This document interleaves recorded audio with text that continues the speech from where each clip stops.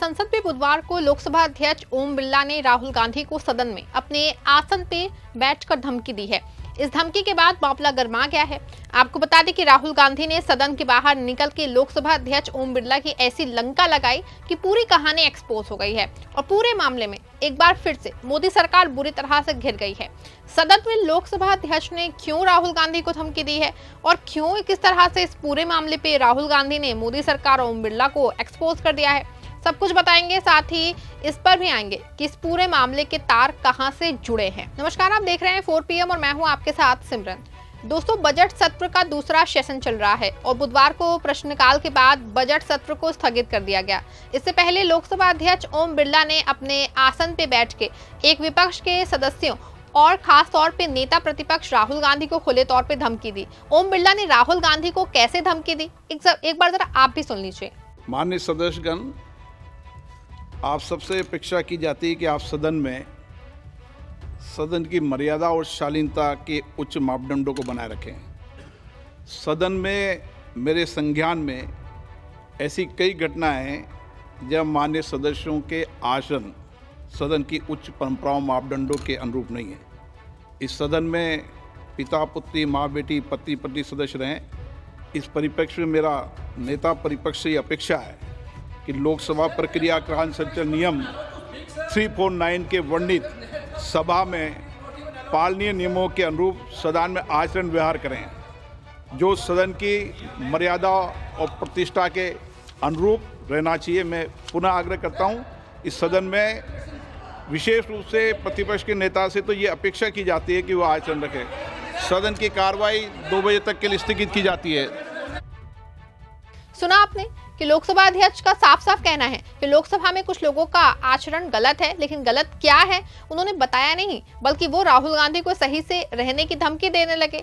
आपको बता दें कि सीन कुछ ऐसा था कि जैसे कोई टीचर अपने स्टूडेंट से बात करता है। शायद ओम बिरला भूल गए थे कि वो नेता प्रतिपक्ष से बात कर रहे हैं, लेकिन इसके तुरंत बाद ही वो सदन स्थगित करके वापस चले गए, जबकि राहुल गांधी इस मामले पे जवाब देना चाहते थे, लेकिन उनको बोलने नहीं दिया गया। जब सदन स्थगित हो गया तो राहुल गांधी ने बाहर निकल के मीडिया को बयान दिया। इस बयान के बाद हंगामा मचा हुआ है। राहुल गांधी ने एक ओर जहां लोकसभा अध्यक्ष ओम बिरला के सवालों का जवाब दिया है, दूसरी ओर मोदी सरकार और ओम बिरला को फंसा दिया है।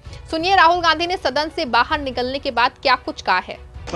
I don't know what is going on, because after he said that, I said, look, as LOP, let me speak. Let me say what he just ran away. So I don't understand what is going on. This is no way to run the house, frankly. I mean, literally, speaker उठ के मतलब एकदम निकल गए, मुझे मतलब एक शब्द नहीं बोलने दिया, और पहले मेरे बारे में कुछ बोलने हैं, वो भी बिल्कुल पता नहीं क्या बोला, अनसब्सटेंशिएटेड। और फिर मतलब मैं खड़ा हुआ, मैंने कहा कि देखिए मुझे बोलने दीजिए, आपने मेरे बारे में कुछ बोला है, घूम कर चले गए और कोई मतलब अर्जन कर दिया, कोई जरूरत नहीं थी।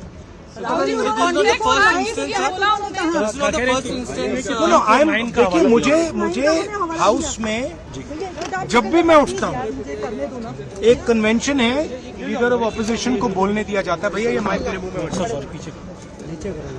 लीडर ऑफ ऑपोजिशन को एक कन्वेंशन है कि बोलने दिया जाता है। जब भी मैं खड़ा होता हूँ मुझे बोलने नहीं दिया जाता, ठीक है। तो पता नहीं मतलब ये किस प्रकार से हाउस चल रहा है। जो हम कहना चाहते हैं हमें कहने नहीं देते। सर, पार्लियामेंट्री अफेयर्स मिनिस्टर के खिलाफ भी प्रिविलेज नोटिस लेकर आए थे क्योंकि वो बनाना पड़ा है। डिस्टर्ब किया था। आपके ऊपर कहा कि राहुल स्पिरिट, मैंने कुछ नहीं किया है। सर, उन्होंने ये कहा, मुझे बोलने दीजिए, मैंने कुछ नहीं किया है। मैं बिल्कुल शांति से बैठा था, मैंने एक शब्द नहीं बोला, ठीक है। और पिछले मतलब 7-8 दिन में मुझे बोलने नहीं दिया, मैंने कुछ नहीं बोला। आपको क्या स्पेसिफिक? मैडम मुझे बोलने दीजिए, मैं बोल रहा हूँ, मुझे इंटरप्ट मत कीजिए। तो ये एक नया तरीका है जहाँ डेमोक्रेसी में ऑपोजिशन की जगह होती है और सरकार की जगह होती है। यहाँ पे ऑपोजिशन की जगह है ही नहीं, यहाँ पे सिर्फ सरकार की जगह है। और हम उस दिन प्रधानमंत्री जी ने कुंभ मेला के बारे में बोला, मैं अपनी बात जोड़ना चाहता था। मैं कहना चाहता था हाँ बहुत अच्छा है कि कुंभ मेला हुआ, और मैं बेरोजगारी के बारे में भी कुछ कहना चाहता था, नहीं बोलने दिया। तो अब पता नहीं मतलब स्पीकर की क्या थिंकिंग है, क्या अप्रोच है, बट सच्चाई ये है कि हमें नहीं बोलने दे रहे और हम हमारी पार्टी विपक्षी मेन पार्टी है, मैं लीडर ऑफ ऑपोजिशन हूँ, तो ये बिल्कुल नॉन डेमोक्रेटिक स्टाइल से चलाया जा रहा है। सुना आपने, राहुल गांधी का आरोप है ना कि उनको सदन में बोलने नहीं दिया जा रहा है। आपको बता दें कि 8 दिन बीत चुके हैं, लेकिन राहुल गांधी को एक बार भी लोकसभा अध्यक्ष बोलने को मौका नहीं दिया गया है। आपको बता दें कि ये नियमों के खिलाफ है। कोई भी बड़े मामले जो सदन में आते हैं उनमें नेता प्रतिपक्ष की अपनी राय रखने का अधिकार है, लेकिन ओम बिरला पिछले 8 दिनों में एक बार भी राहुल गांधी को मौका दिया ही नहीं है। आपको याद होगा कि जब पीएम मोदी ने सदन में महाकुंभ को लेकर बयान दिया था, उस समय भी राहुल गांधी अपनी बातों को रखना चाहते थे, लेकिन ओम बिरला ने मौका नहीं दिया था और बाद में राहुल गांधी ने सदन के बाहर जाकर बयान दिया, अपनी बातों को कहा था। इसी के लिए सदन के कानून का हवाला दिया जाने लगा था। खुद ओम बिरला ने नियम 372 का हवाला देने लगे थे। नियम 372 के तहत आप विद्वान माननीय सदस्य विषय उठा रहे थे ना, इसलिए मैं बोल रहा हूँ आप नियम पढ़ लिया करें। हर विषय सदन नियमों से चलता है। 372 के अंदर ये नियम है कि माननीय मंत्री जी या प्रधानमंत्री स्वेच्छा से स्टेटमेंट देते हैं, और उसमें यह भी नियम है कि माननीय मंत्री जी और प्रधानमंत्री जी स्टेटमेंट के बाद कोई सवाल नहीं होता है। आपको बता दें कि 2 दिनों में पिछले सदन में बजट के बिल, हाईकोर्ट के जज के घर कैश कांड, नागपुर हिंसा, कुणाल कामरा प्रकरण जैसे कई अहम विषय आए, लेकिन किसी मामले में विपक्ष को बोलने नहीं दिया गया। हाँ, इतना जरूर है कि सत्ता पक्ष से जुड़े लोगों को कुछ बोलना जरूर दिया गया था, जिसमें कथित तौर पे शिवसेना सांसद की ओर से विपक्ष पे निशाना जरूर लगाया गया। पिछले दिनों विपक्ष के एक सांसद धैर्यशील संभाजीराव माने को बोलने, कुणाल कामरा मामले पे बोलने दिया गया था, जिसमें सदन में अभद्र भाषा का प्रयोग किया गया था। साथ ही सदन के बाहर भी बयान दिया गया। सुनिए क्या कुछ कह रहे हैं सांसद धैर्यशील। मैं महाराष्ट्र से आता हूं। कुछ 2 दिनों से आप टीवी पे देख रहे होंगे कि जिसका एक कमरा खाली है वो जोकर महाराष्ट्र के उप मुख्यमंत्री के बारे में कुछ अनाप शराब बक रहे हैं।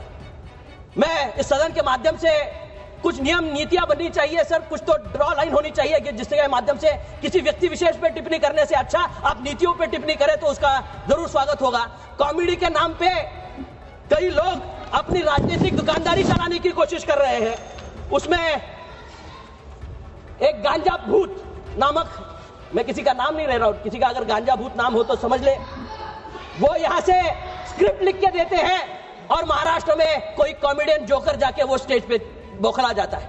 मैं इस संसद के माध्यम से निश्चित रूप से डिमांड करना चाहूंगा कि ऐसे प्लेटफॉर्म्स पे बंदी लानी चाहिए, जिससे के माध्यम से हेट्रेड स्पीच या 2 लोगों में तनाव का वातावरण एक राज्य में बनते हुए देखा जाए। सुना आपने सांसद धैर्यशील का बयान। कुछ ऐसे ही बयान उन्होंने सदन के अंदर भी दिया था, लेकिन इनकी कमियां ओम बिरला को नहीं दिखाई देती हैं। जबकि राहुल गांधी शांत बैठे होते हैं तो भी ओम बिरला अध्यापक के तौर पे ज्ञान देने लगते हैं।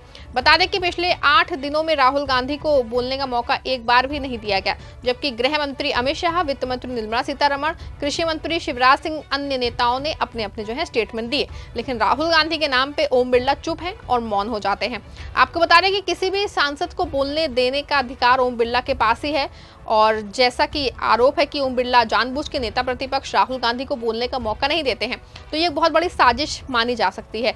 आपको बता दें कि पिछले दिनों जब जब राहुल गांधी को मौका मिला है तो उन्होंने सत्ता पक्ष की हवा निकाल दी है, चाहे चुनाव आयोग का एक तरफा कार्रवाई का मामला रहा हो या फिर चुनाव आयोग के पैनल से सीजीआई को निकालने का। सभी मामलों पर राहुल गांधी ने बुरी तरह से मोदी सरकार को घेरा है और हर बार बीजेपी को बैकफुट पे जाना ही पड़ा है, चाहे चुनाव आयुक्त की कार्रवाइयों का मामला हो या फिर किसी और के अधिकारियों की नियुक्ति का मामला।